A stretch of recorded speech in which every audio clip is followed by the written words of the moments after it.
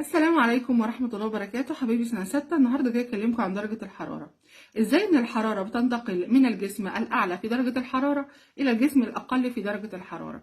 لو أنا ماسكة كوباية سخنة، اللي هيحصل إن إيدي هتتلسع من الكوباية. ليه؟ لأن درجة الكوباية سخنة ودرجة إيدي أقل، فالحرارة انتقلت من الكوباية اللي هي سخنة إلى إيدي، فعشان كده شعرت بالسخونة.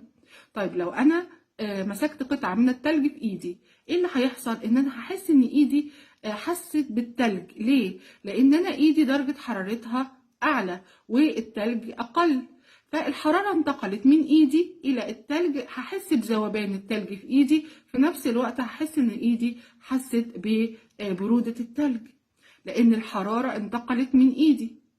يبقى كده اثبتت ان ايه؟ ان الحراره بتنتقل من الجسم الاعلى في درجه الحراره الى الجسم الاقل في درجه الحراره.